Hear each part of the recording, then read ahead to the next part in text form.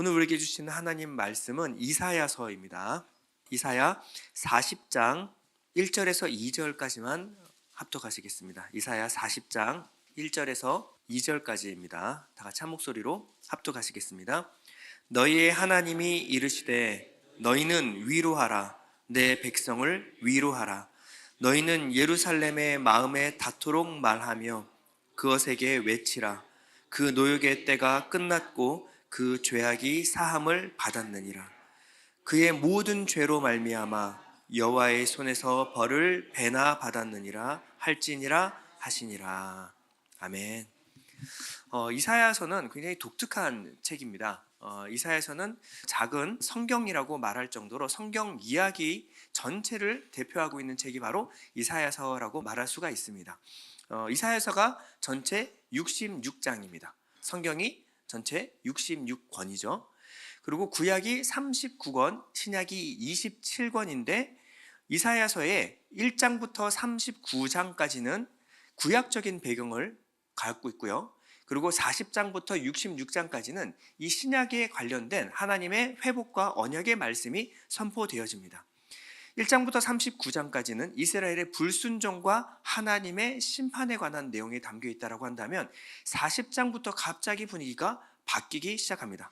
40장부터 66장까지는 회복의 메시지, 구약 속의 신약이라고 부를 정도로 이 복음의 메시지가 가득 기록되어 있는 것이 바로 이사야서입니다. 오늘 우리는요, 이사야 40장을 살펴보면서 하나님께서 당신의 백성을 어떻게 위로하시고 회복하시는가를 우리가 살펴보려고 합니다. 오늘 본문 40장 1절은 이렇게 시작합니다. 너희의 하나님이 이르시되 너희는 위로하라. 내 백성을 위로하라. 우리 가슴에 와닿는 이 단어 하나가 있습니다. 바로 위로라는 말입니다. 사실 이 신년 특세를 준비하면서 저는 오랫동안 이제 다니엘서를 준비해 왔습니다. 그래서 다니엘서 설교를 5편을 준비하고 이제 준비 다 됐다 생각을 했는데 하나님 마음이 내내 찝찝함을 주셨습니다. 그래서 다른 은혜를 계속 묵상하던 중에 전도서를 같이 나눠야 되겠다. 왜냐하면 이 전도자를 통해서 전해 듣는 인생의 지혜의 말씀, 이것이 2025년 말씀으로 참 괜찮겠다 생각이 들어서 5편을 준비했습니다. 그런데 하나님이 내내 찜찜한 마음을 저에게 주셨습니다. 왜 이러실까? 왜 이러실까? 그랬는데 어느 날 갑자기 이사야 말씀을 읽는 도중에 이사야 40장 1절의 말씀이 제 마음을 사로잡았습니다. 하나님이 이르시되 너희는 위로하라. 내 백성을 위로하라. 이 한 구절이 저를 붙들고 놔주질 않았습니다.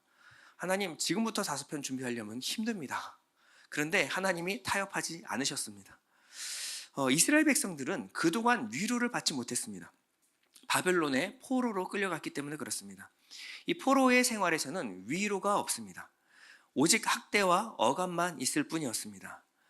이스라엘 백성들이 하나님의 백성이 이런 이방 나라에 가서 바벨론의 포로로 끌려가게 된 것은 이스라엘이 오랫동안 하나님을 거역하고 배역했기 때문에 그렇습니다. 하나님께 불순종했기 때문에 그렇습니다.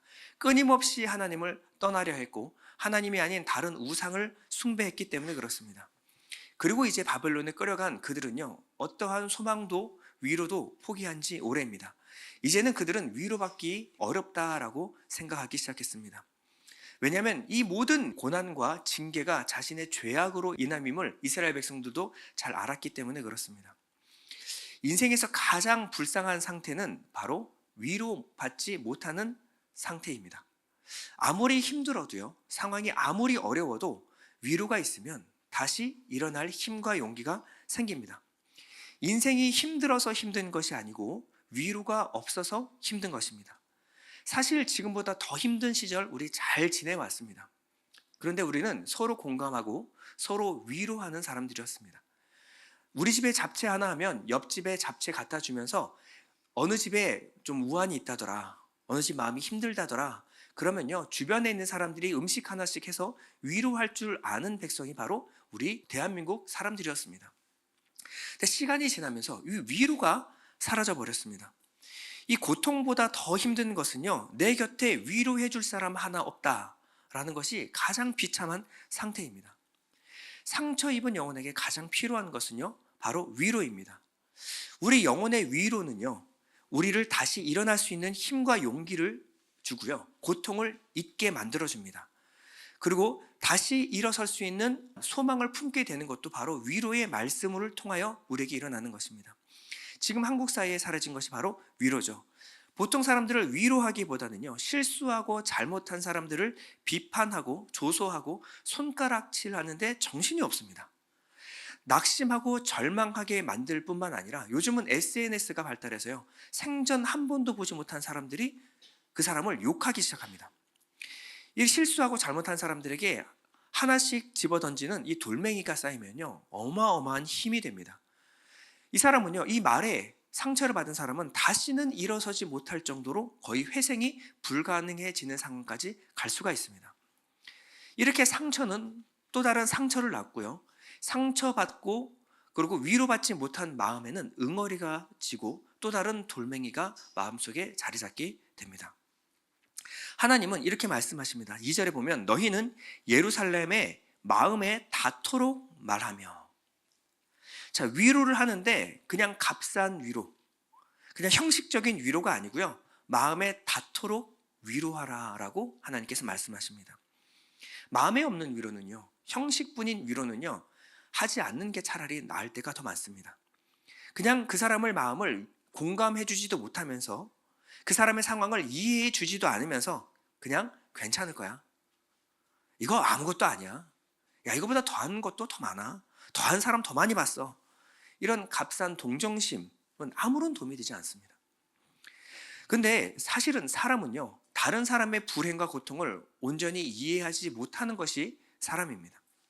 아무리 우리가 위로한다고 할지라도 다른 사람의 큰 상처보다 내 손톱 밑에 가시가 더 아픈 것이 바로 사람입니다.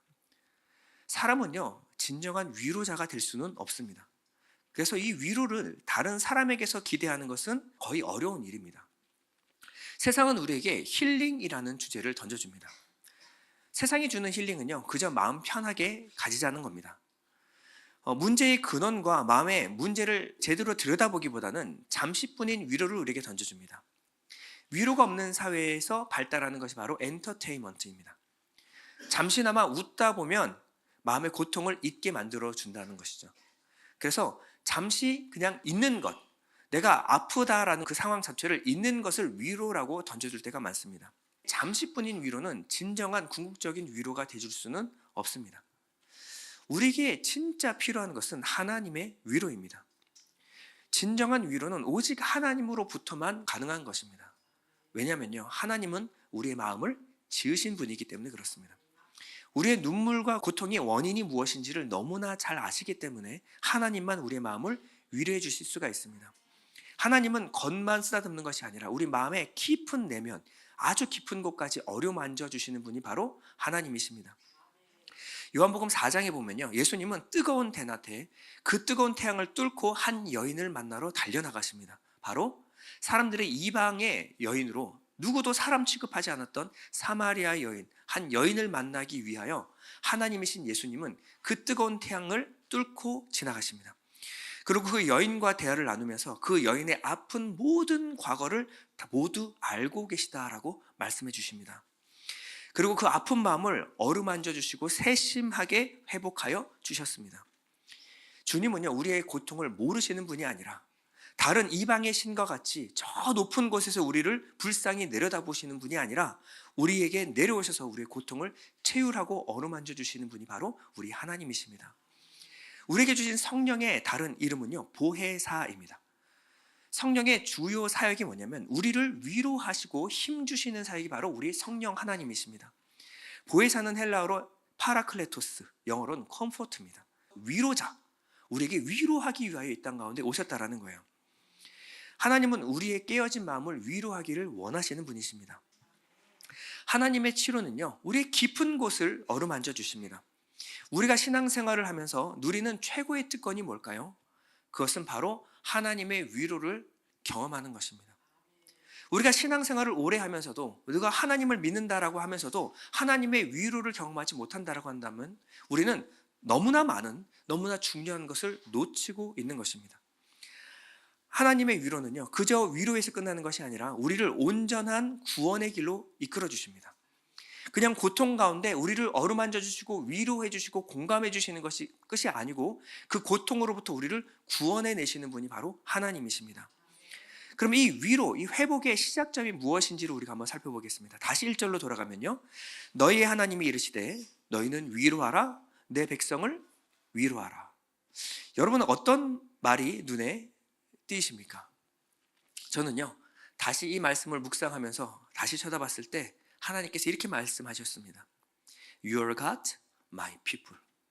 나는 너의 하나님이고 이스라엘 백성은 내 백성이다. 이 말씀이 하나님이 계속해서 제 마음을 두들겼습니다. 이스라엘 백성들이 고통 가운데 있을 때 가장 힘든 것은 무엇이냐면요. 이 모든 고통이 자기의 죄악 때문에 닥쳐왔다는 사실입니다. 자기의 실수 때문이고 자기가 잘못했기 때문에 이 모든 고통이 자기에게 임했다라는 거예요. 억울하다고 호소할 수도 없습니다. 자기는 죄를 지은 죄인이기 때문에 그렇습니다. 죄인은 당연히 벌을 받아야죠. 이 이스라엘 백성들은 끊임없이 되뇌었을 것입니다. 죄를 지은 우리는 하나님께 버림받은 것인가? 잊혀진 존재가 되었는가? 바벨론 포로가 된 이스라엘 백성들에게 하나님은 그들에게 다가오셨습니다. 아무 할 말 없어 고개를 못 들고 있는 이스라엘 백성들에게 이렇게 말씀하고 계십니다. 나는 너의 하나님이고 너희는 여전히 내 백성이다. 이것이 우리의 위로의 근거입니다. 우리는 죄를 짓고 하나님을 떠났을지라도 하나님 우리 아버지는 여전히 우리를 사랑하신다라는 것입니다.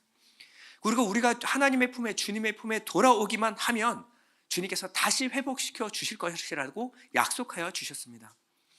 하나님은 우리에게 끊임없이 말씀하신다. 나는 너의 하나님, 나는 너의 아버지이고 너희는 내 백성, 너희는 내 자녀이다. 한 번 맺은 하나님과의 관계는 절대 어떤 것도 끊을 수 없다라고 하나님께서 말씀하고 계십니다. 하나님 우리 아버지는 매를 들고 싶어서 매를 드시는 분이 아닙니다. 참고 또 참다가 결국 이 길로 가면 우리가 파멸과 멸망의 길로 치닫기 때문에 하나님께서 매를 대시는 것입니다. 매를 대시는 하나님의 마음은 더 아프고 더 쓰라리셨을 것입니다. 어쩔 수 없이 매를 대고 징계하셨지만 아무 할 말 없이 고개 숙이고 있는 이스라엘 백성들에게 하나님은 말씀하십니다. 내가 아무리 큰 죄를 범했을지라도 절대 잊지 말아라. 나는 여전히 너의 아버지이고 너는 나의 자녀이다. 나는 여전히 너를 사랑하는 아버지이고 너는 내가 눈에 넣어도 아프지 않은 내 자녀이다. 하나님 우리 아버지는 잘못한 자녀가 당신의 품에 돌아오기를 그토록 기다리고 계시는 것입니다. 우리가 실망하고 낙심할 때 붙들어야 될 것은요, 이 정체성입니다. 나는 하나님의 자녀입니다. 나는 실수하고 넘어지고 잘못하고 죄악 가운데 치닫을 수 있지만 여전히 하나님께 불순종하여 죄악을 범할 수도 있지만 그래도 여전히 하나님은 나를 사랑하고 계시다. 우리가 돌아갈 품은 하나님 아버지밖에 없습니다. 우리가 삶이 무너졌거나 실패하고 힘들 때 혹은 2025년 혹시 삶이 무너질까 봐 실패할까 봐 우리가 두려워할 때가 있습니다. 그러나 여전히 우리를 사랑하시는 하나님이 우리 옆에 있다라는 사실은 우리를 다시 힘있게 담대하게 만들어줍니다. 하나님 아버지라는 사실을 확신하십시오. 거기서부터 여러분들에게 치유와 회복이 일어날 줄 믿습니다. 두 번째는요, 하나님이 어떻게 위로하시냐면요, 40장 2절에 보면 너희는 예루살렘의 마음에 닿도록 말하며 그것에게 외치라. 그 노역의 때가 끝났고 하나님은 매우 구체적으로 말씀해 주십니다. 노예의 삶이 끝났다라는 것입니다. 우리는 하나님의 노예가 아닙니다. 우리는 하나님의 자녀고 하나님은 우리의 아버지이십니다. 우리가 잘못했을 때 느끼는 감정은요, 하나님을 두려워하는 것입니다. 내가 하나님께 불순종을 했기 때문에 하나님이 나를 버릴 수도 있다라는 두려운 감정이 몰려들 때가 있습니다. 이 감정을 느꼈던 사람이 바로 탕자였습니다. 아버지의 재산을 가지고 완전히 탕진하고 자기 인생을 다 탕진해 버렸습니다. 어떤 낯으로도 아버지를 볼 수가 없었습니다. 그래서 아버지께 돌아가지 못하고 결국 돼지를 치다가 돼지 쥐염 열매마저 먹을 것이 떨어졌을 때 아버지의 품으로 돌아가기를 결심합니다. 돌아가기로 결심했을 때 이 탕자는요, 이렇게 마음을 먹습니다. 내가 아버지의 아들이라 칭함을 감당하지 못하겠습니다. 그냥 아버지의 종으로 삼아 주십시오. 종으로 삼아 주는 것도 제가 감당하기 힘듭니다. 이 마음으로 하나님 아버지께 돌아갔다라는 거예요. 근데 하나님 아버지는요, 집 나간 아들을 끊임없이 기다리셨습니다. 단 한 번도 노예나 종으로 아들을 생각해 보신 적이 단 한 번도 없다라는 거예요. 돌아오자마자 그 아들을 끌어안으시고 좋은 옷을 입히시고 그 상속의 반지를 끼워버리십니다. 그리고 종들에게 명령하십니다. 신발 갖고 와. 그리고 아들에게 속삭입니다. 절대 잊지 마라. 너는 여전히 내 아들이다. 어떻게 이런 일이 일어날까요? 40절 중반절에 보면요, 그 죄악이 사함을 받았느니라. 아니, 어떻게 이스라엘의 그 많은 죄악이 사함을 받을 수가 있을까요? 2절 하반절에 보면 그의 모든 죄로 말미암아 여호와의 손에서 벌을 배나 받았느니라 할지니라 하시니라. 기가 막힌 복음을 선포하십니다. 이 일을 누가 행하셨습니까? 바로 예수 그리스도께서 이 일을 행하신 것입니다. 이 구약에서 십자가가 선포되고 있는 거예요. 복음의 메시지가 우리에게 선포되고 있는 것입니다. 이 복음으로 인해서 너의 모든 과거는 이제 끝났고 하나님께 잊혀졌다라고 말하는 거예요. 그 모든 죄는 이미 사함 받았다라는 겁니다. 망가지고 깨어진 모든 세월들이 하나님께서는 잊혀진 바가 되었고 이제는 우리는 새로운 피조물이 되었다라고 말하고 계시는 것입니다. 우리의 아픔과 과거는 하나님 안에서 사라져버립니다.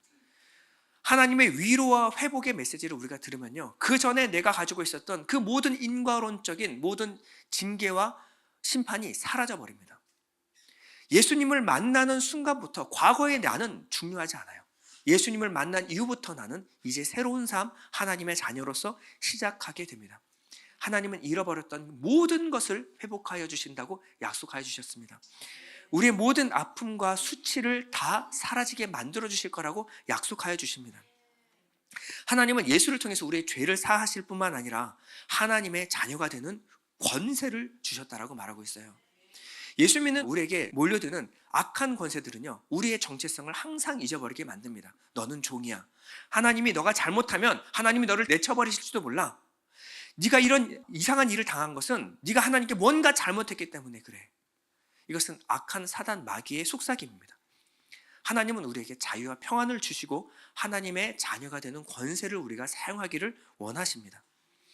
오늘 본문 30절을 보면요, 소년이라도 피곤하며 곤비하며 장정이라도 넘어지며 쓰러지되라고 나와 있어요.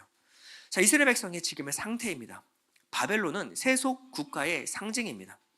바벨론 제국은 당시 세계 최강국이었고요, 힘을 상징하는 국가였습니다. 정치, 군사뿐만 아니라 모든 문명에서도 탁월한 문명을 자랑하는 곳이 바로 바벨론이었습니다. 요한계시록에는요, 이 바벨론을 음녀라고 말하고 있습니다. 왜냐하면 이 화려한 문화를 통하여 우리의 마음을 현혹하여 하나님보다 세상을 더욱더 사랑하게 만들기 때문에 음녀라고 표현하고 있는 것입니다. 겉으로 보기에 바벨론은요, 너무나 나은 삶, 화려한 삶, 즐거운 삶을 약속해 줍니다. 돈과 명예가 주어지면요, 처음에는 아주 신이 납니다. 좀 더 좋은 조건으로 이직하게 되면 정말 힘이 더 납니다. 그러나 그 힘은 얼마 가지 않아서 또다시 고갈됩니다. 마치 피곤할 때 마시는 바카스 한 잔과 같습니다. 피곤함을 잠시 잊게는 만들어줄지 몰라도 진짜 내 안에 있는 궁극적인 피곤을 해결해 주지는 못합니다. 바벨론은 언뜻 보면 군침 돌고요, 언뜻 보면 더 나은 삶을 살 것 같고, 언뜻 보면 더 나은 목표를 향해서 나아갈 수 있는 것을 약속해 주는 것 같습니다. 그러나 그 목표가 아무리 가도 손에 잡히질 않습니다. 우리가 과거에는요, 이렇게 사는 것이 우리의 꿈이었습니다. 삼시세끼 먹는 것, 물을 틀면 따뜻한 물이 나오는 것, 가족들이 함께 살 수 있는 포근한 보금자리가 있는 것, 이것이 우리의 꿈이었어요. 지금 우리는 비만을 걱정하면서 살아가고 있습니다. 그런데 과거와 지금 이 많은 목표를 향해서 달려나왔는데요, 지금도 행복하지 않습니다. 이게 바벨론의 특징입니다. 나중에는 멈추고 싶어도 멈출 수가 없습니다. 열심히 뛰지만 그 피곤함이 사라지질 않습니다. 경쟁의 열차에 한번 올라타면 내릴 수가 없는 것입니다. 이것이 바벨론의 위험입니다. 결승점 없는 달리기를 달리는 거예요. 아무리 달려도 나보다 빨리 달리는 사람이 있으면 또 달려야 합니다. 그래서 소년이라도 피곤하며 곤비하며 장정이라도 넘어지며 쓰러질 수밖에 없는 것이 바로 바벨론의 삶입니다. 본문은요, 우리에게 대안을 제시합니다. 왜냐하면 31절에 보면 오직 여호와를 앙망하는 자는 새 힘을 얻으리니. 우리는 이 새 힘에 주목해 봐야 합니다. 우리가 얻을 것은 그저 힘이 아니라 새 힘입니다. 금방 얻었다가 지쳐버리는 힘이 아니라 또 다른 힘, 새 힘에 주목해 봐야 됩니다. 이 힘이 뭐가 다를까요? 힘의 근원이 다릅니다. 이 힘은 하나님으로부터 나오는 힘입니다. 하나님이 주시는 새 힘입니다. 본문에서는 이 새 힘을 독수리에 비유하고 있습니다. 31절 하반절에 보면 독수리가 날개치며 올라감 같을 것이요. 독수리는 날갯짓으로 날지 않습니다. 참새는 열심히 날갯짓해서 난다라고 한다면 독수리는 비행기처럼 기류를 타서 하늘로 비상하는 존재입니다. 거대한 날개로 바람을 타고 나르는 독수리는요, 유일하게 폭풍을 즐기는 유일한 새입니다. 독수리는 폭풍이 불면요, 그 폭풍을 타고 더 높은 곳으로 비상하여 납니다. 이것이 바로 하나님이 우리에게 주시는 힘의 다른 차별점입니다. 독수리의 비상은요, 어떻게 얻어지는 거냐면 둥지를 어지럽게 한 후에 아래로 떨어지는 독수리의 새끼를 날개로 받아내는 이 극심한 두려움과 혹독한 훈련을 통하여 얻어지는 것이 바로 독수리의 비상입니다. 우리의 성도는요, 고난이 없지는 않습니다. 그러나 고난과 기다림을 통하여, 고난은 인내를 인내는 연단을 통하여 우리가 확실하게 어디에 소망을 두어야 될지를 발견하게 됩니다. 우리가 올바로 하나님을 앙망하고 하나님께 소망을 두게 되었을 때 우리 안에서 경험되는 것이 바로 새 힘과 능력입니다. 우리는 고난을 통하여 하나님을 앙망함으로 얻는 새 힘으로 살아가는 법을 배워야 합니다. 그럼 어떻게 하면 새 힘을 얻을 수 있을까요? 앞에 우리가 소개해드렸습니다. 오직 여호와를 앙망하는 자는 새 힘을 얻으리니. 그러면 앙망하는 것이 무엇이죠? 바로 하나님께 소망을 두는 것입니다. 세상이 아니라 하나님을 기대하고 하나님을 바라보는 것입니다. 우리는 무언가를 해서 힘을 얻는 것이 아닙니다. 우리의 힘은 하나님으로부터 얻어지는 것입니다. 내가 무언가를 더 해서 더 스펙을 쌓고 더 높은 곳으로 올라가야 얻어지는 힘이 아닙니다. 우리는 하나님께 소망을 두었을 때 거기서부터 새 힘을 얻습니다. 잠잠히 하나님을 바라며 하나님을 기대하고 하나님을 신뢰하면서 얻어지는 그 힘과 위로를 통하여 우리가 다시 일어날 줄 믿습니다. 새 힘을 공급받아서 살아가시는 예일교회 성도님 되시기를 축원드립니다.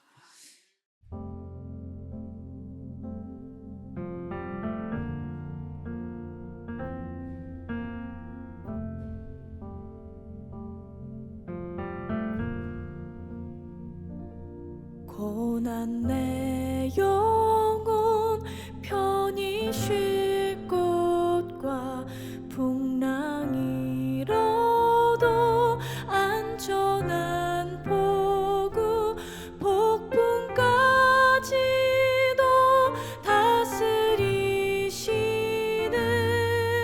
다스리시는 주의 영원한 파르치에 주의 영원하신 팔 함께하사 항상 나를 붙드시니 어느 곳에 가든지 요동하지 않음은 주의 팔을 의지함이라. 세상 친구들 나를 버려도 예수 늘 함께 동행함으로 주의 은혜가